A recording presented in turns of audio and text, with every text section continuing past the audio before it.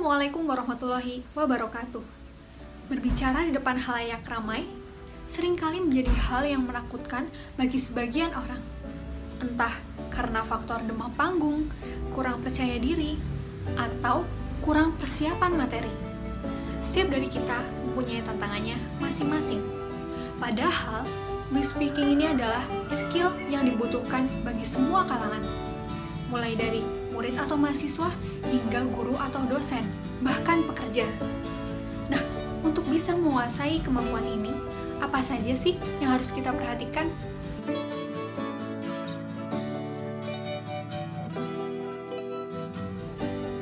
Kali ini, saya akan berbagi mengenai 4 kiat menciptakan public speaking yang efektif. Yang pertama adalah kenali audiens. Yang kedua, persiapan materi yang matang. Yang ketiga, sikap yang harus ditumbuhkan. Dan yang keempat adalah body language atau bahasa tubuh, yang akan saya bahas satu persatu. Yang pertama, kenali audiens. Kata pepatah, tak kenal maka tak sayang maka tak cinta. Begitu juga ketika kita berbicara di depan umum.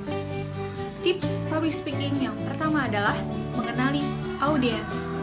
Sebelum kita membuat materi yang akan kita sampaikan, sebaiknya kita tahu kepada siapa materi ini akan ditujukan. Apakah audiens kita adalah teman-teman sekelas, atau rekan-rekan kantor, atau bahkan masyarakat umum.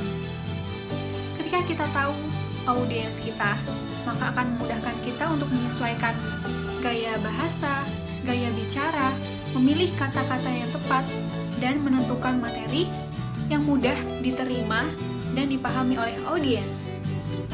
Yang kedua, persiapan materi yang matang.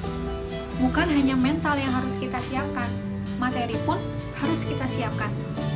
Karena persiapan materi yang matang itu merupakan kunci keberhasilan dari setiap pembicara dengan skill public speaking yang hebat.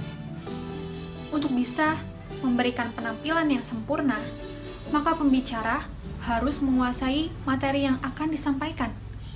Nah, menguasai di sini bukan sekedar hafal, tapi juga memahaminya. Nah, bagaimana kita dapat memahami materi yang akan kita sampaikan? Mula-mula, kita buat satu catatan, kemudian baca berulang-ulang hingga kita menghafalnya. Disitulah kita akan mudah memahami materi yang akan kita sampaikan. Selanjutnya, sikap yang harus kita tumbuhkan.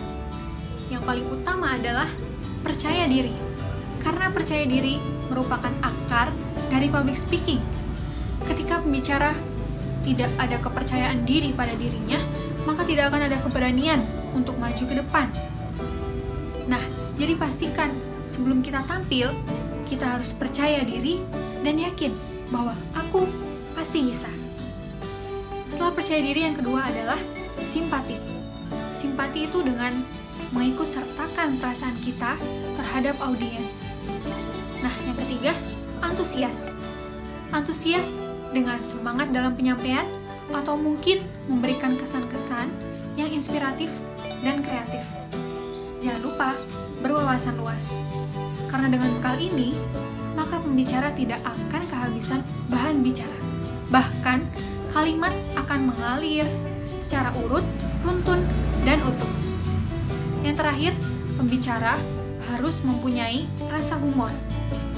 Untuk menghilangkan kejenuhan, kebosanan audiens, alangkah baiknya pembicara ini memiliki selera humor supaya public speaking yang dia ciptakan tidak terkesan kaku dan tidak membosankan. Yang keempat atau yang terakhir adalah body language atau bahasa tubuh. Bahasa tubuh sangat mempengaruhi ketertarikan audiens dalam menyimak si pembicara. Karena itu, bahasa tubuh sangat penting dan perlu diperhatikan. Nah, di sini ada 3 hal yang meliputi body language atau bahasa tubuh. Yang pertama adalah gesture. Yang kedua, pandangan. Dan yang ketiga, penampilan. Gesture ini menandakan bahwa si pembicara itu semangat dan tidak lesu. Nah, pandangan. Pembicara yang baik, yaitu yang bisa memfokuskan pandangannya ke ke seluruh audiensnya, bukan fokus hanya ke satu arah. Karena dengan ini, maka pandangan audiens akan tertuju kepada si pembicara. Nah, yang terakhir adalah penampilan. Pertama kali yang dilihat audiens adalah penampilan si pembicara. Maka sebaik mungkin kita menampilkan yang terbaik dan menarik. Bisa pembicara ini menampilkan tampilannya dengan rapi, sopan, bersih, dan pantas. Selain keempat hal tadi, ada satu problem yang sering dialami oleh pembicara, yaitu demam panggung. Demam panggung ini wajar, karena mungkin setiap dari kita akan mengalaminya. Sebelum kita maju, atau saat kita menampilkan diri depan umum, kita akan mengalami gugup atau gemetar, keringat dingin, bahkan keringat yang terus bercucuran. Tapi bagaimana dalam mengatasinya? Ada satu tips dalam mengatasi demam panggung, yaitu dengan menganggap audiens sebagai rakyat dan pembicara adalah rajanya. Atau anggap saja audiens ini batu-batu yang tidak bisa apa-apa. Karena dengan ini akan muncul percaya diri dan demam panggung sedikit demi sedikit akan hilang. Oke teman-teman, setelah kita mengetahui keempat kiat dalam mewujudkan public speaking yang efektif, tugas kita selanjutnya adalah mengaplikasikannya dengan cara berlatih, dan terus berlatih.